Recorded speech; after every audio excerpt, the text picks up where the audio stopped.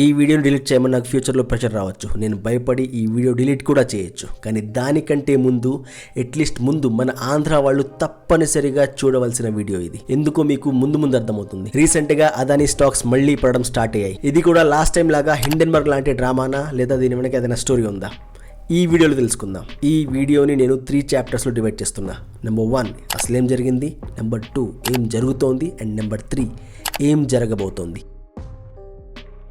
ఈ story September 2021లో start అయింది. సెప్టెంబర్ 2021లో Adani green and Azure power కలిసి $750 మిలియన్ ఫండింగ్ ని తెచ్చుకున్నారు. అందులో 175 మిలియన్స్ అంటే almost 1500 crores USA based investors నుంచి తెచ్చుకున్నారు. అసలు వీళ్ళకి ఈ ఫండింగ్ తీసుకోవాల్సిన అవసరం ఏంటి అంటే, వీళ్ళు చెప్పింది ఏంటంటే SECI solar energy corporation of India, ఇది ఒక గవర్నమెంట్ కంపెనీ. ఇండియాలో national solar machine and green revolution కోసం ఇండియన్ గవర్నమెంట్ 2011లో ఈ కంపెనీ స్టార్ట్ చేసింది. సో SECI నుంచి Adani green and Azure power కి ఒక పెద్ద కాంట్రాక్ట్ లభించింది. అండ్ ఆ కాంట్రాక్ట్ వాల్యూ 45,000 crores.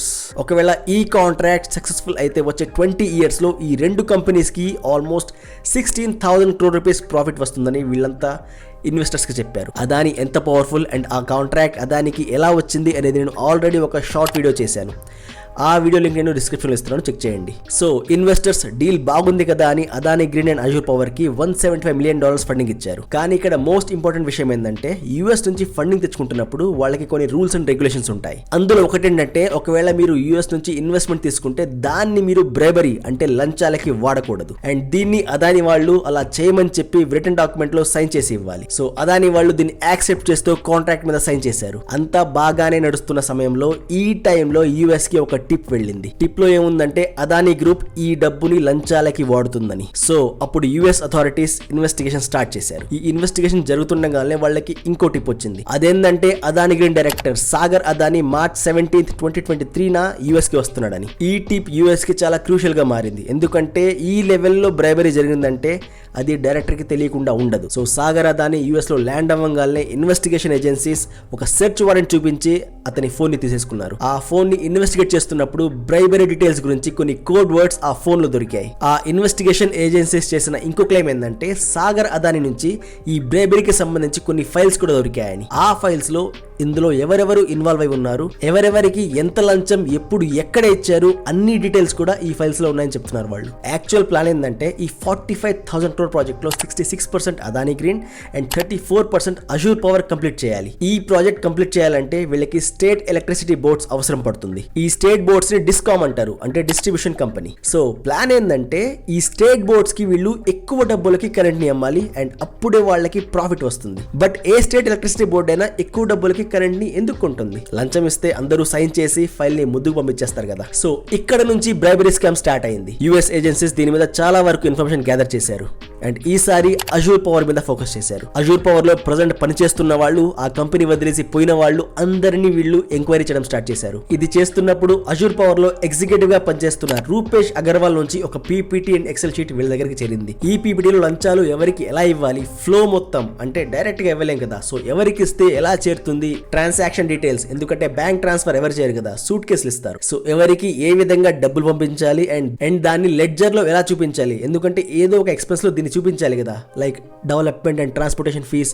ఈ డీటెయిల్స్ కూడా అన్ని అందులో ఉన్నాయి. సో యుఎస్ఏ ఇన్వెస్టిగేషన్ ఏజెన్సీస్ ప్రకారం ఎవరెవరికి ఎంత లంచాలు ఇచ్చారంటే, ఫస్ట్ ఒరిస్సా స్టేట్ అఫీషియల్స్, దానికి బదులుగా Orissa government 500 megawatt power agreement ని ఈ కంపెనీస్ తో చేసుకుంది. ఇప్పుడు మెయిన్ పాయింట్, ఈ వీడియో మన ఆంధ్ర వాళ్ళు ఎందుకు చూడాలని అంటున్నానంటే, యుఎస్ ఇన్వెస్టిగేషన్ ప్రకారం అందరికంటే ఎక్కువ లంచాలు ఆల్మోస్ట్ 1600 crores ఇచ్చింది మన ఆంధ్రప్రదేశ్ మినిస్టర్స్ అండ్ అఫీషియల్స్ కి. ఈ డీల్ తర్వాత మన Andhra electricity board APCPDCL అదానీతో 7,000 megawatt power agreement ని సైన్ చేసింది. అండ్ ఈ అగ్రిమెంట్ జరిగింది 2021 అండ్ 2022 మధ్యలో. ఇప్పుడు మీకు అర్థమైందా మనకి కరెంట్ బిల్ లాస్ట్ 2-3 years నుంచి ఎందుకు ఎక్కువ వస్తుందో?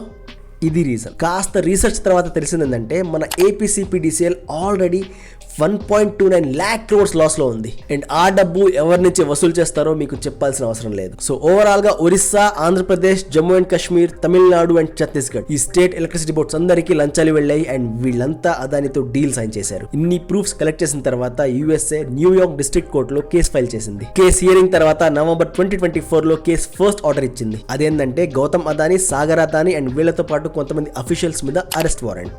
సాగర్ అదానీ గౌతమ్ అదానికి మేనల్లుడు. 2024లో కూడా ఈ జడ్జిమెంట్ వచ్చినప్పుడు అదానీ స్టాక్స్ పడ్డాయి, కానీ అరెస్టులు జరగలేదు. ఎందుకంటే గౌతమ్ అదానీ సాగర్ అదానీ ఇండియాలో ఉన్నారు, యుఎస్ లో లేరు. So US court arrest warrant జారీ చేసింది, కానీ యాక్షన్ తీసుకోలేకపోయింది. యాక్షన్ తీసుకోకపోవడానికి ఇంకో రీజన్ ఏంటంటే యుఎస్ ఎలక్షన్స్.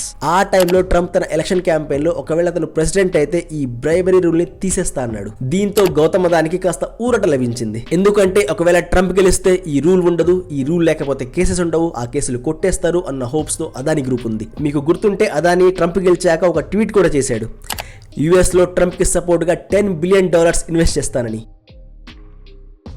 కానీ ఇక్కడ ట్విస్ట్ ఏంటంటే ట్రంప్ గెలిచాడు, కానీ ఆ రూల్ ని తీసేయలేదు. దీంతో అదానీ మళ్ళీ కష్టాలు పడిపోయాడు. మనకి సెబీ లాగా యుఎస్ఏ లో SEC security exchanges and commission అని ఒక బోర్డు ఉంటుంది. వాళ్ళు ఇప్పుడు ఇండియన్ గవర్నమెంట్ ని బైపాస్ చేసి అదానీ గ్రూప్ కి డైరెక్ట్ గా summons ఇస్తామంటున్నారు and investigation continue చేస్తామంటున్నారు.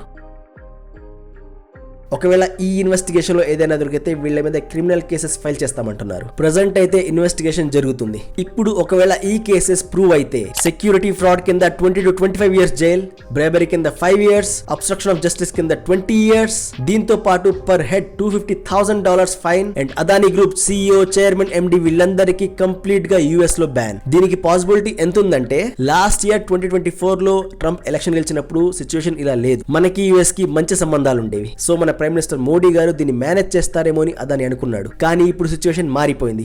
Already tariff war నడుస్తుంది అండ్ ఇండియా కూడా ఎక్కడా తగ్గడం లేదు. సో యుఎస్ గవర్నమెంట్ అదాని మీద మళ్ళీ ఇన్వెస్టిగేషన్ స్టార్ట్ చేసింది. కొంతమంది పర్సెప్షన్ ఏంటంటే అదాని గ్రూప్ మన ఇండియన్ గవర్నమెంట్ కి చాలా క్లోజ్. సో యుఎస్ఏ అదానిని యూజ్ చేసుకుని ఇండియన్ గవర్నమెంట్ ని కంట్రోల్ చేయాలి అనుకుంటుందని. సో ఓవరాల్ గా గ్లోబల్ గా అదాని సిచ్యువేషన్ అస్సలు బాలేదు. ఇప్పుడు మీకు అర్థమైందా అదాని స్టాక్స్ ఎందుకు పడుతున్నాయో? ఐ హోప్ ఈ వీడియోతో మీరు ఎంతో కొంత నాలెడ్జ్ గెయిన్ చేశారనుకుంటున్నా. See in the next video.